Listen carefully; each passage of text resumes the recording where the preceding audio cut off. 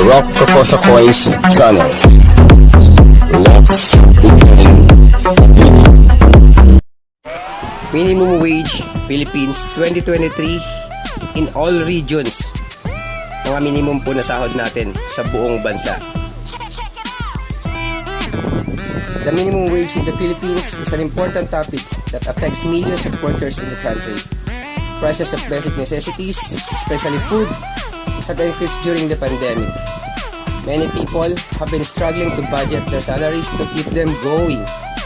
It's not easy, since most Filipinos are earning below minimum wage. In this video, we will discuss what the minimum wage is, how it is determined, and the current state of the minimum wage in the Philippines. If you are interested in the daily minimum wage in the Philippines in 2023, panoorin nyo po ang video na to, mga kakosa, para malaman nyo po ang lahat. Pero bago po ang lahat, mga kakosa, what is the minimum wage? The minimum wage is the lowest amount of money that an employer is legally required to pay their employees. This wage is set by the government to ensure that the workers receive a fair and livable wage for their work. The minimum wage applies to all workers, including full-time, part-time, and contractual workers. Ngayon mga kakosa, papakita ko na po sa inyo kung magkano talaga ang nararapat na sahod mo diyan sa lugar mo kung saan ka po nagtatrabaho ngayon. Sa buong Pilipinas po, regions and cities, nandito na po, panoorin nyo po ang video. NCR, dating 570 pesos, effective July 16, 2023, 610 pesos na po ang minimum wage. Cordillera Autonomous Region or CAR, 400 pesos minimum wage. Ngayon po, dadako na tayo sa regions. Region 1, dating 372 pesos, 400 pesos na po ang minimum wage. Region 2, dating 375 pesos, ngayon po ay 400 pesos na po ang minimum wage. Region 3, dating 344 pesos, 460 pesos na po ang minimum wage.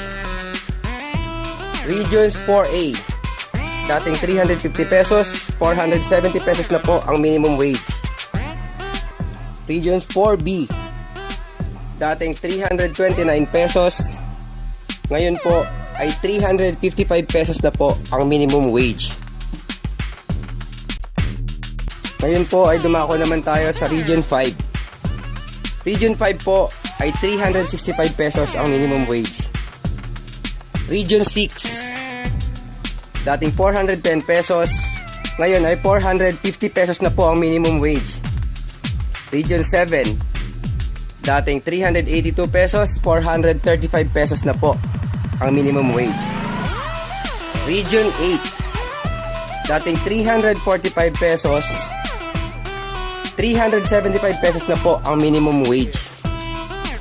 Region 9, dating 338 pesos, ngayon ay 351 pesos na po ang minimum wage. Ngayon ay dumako naman tayo sa Region 10. Region 10, 378 pesos, ngayon ay 405 pesos na po ang minimum wage. Region 11, dating 438 pesos, ngayon ay 443 pesos na po ang minimum wage. Region 12, dating 347 pesos, ngayon po ay 368 pesos na po ang minimum wage.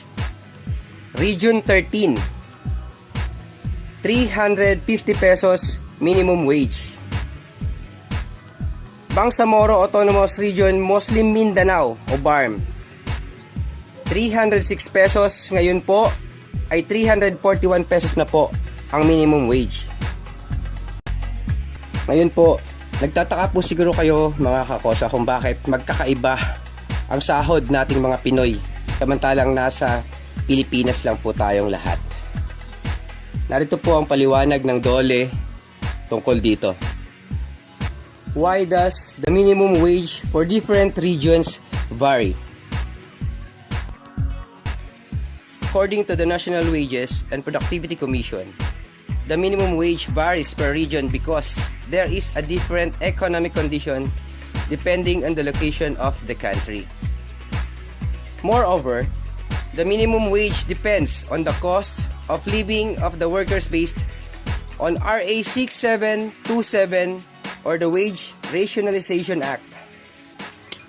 Sabi po dito kaya magkakaiba po ang mga wages natin, mga Pinoy, ay depende daw po sa lokasyon. Katulad ko po, nasa NCR ako, 610 pesos po ang minimum wage dito, samantalang sa Region 1 ay nasa 400 pesos lang po ang minimum wage.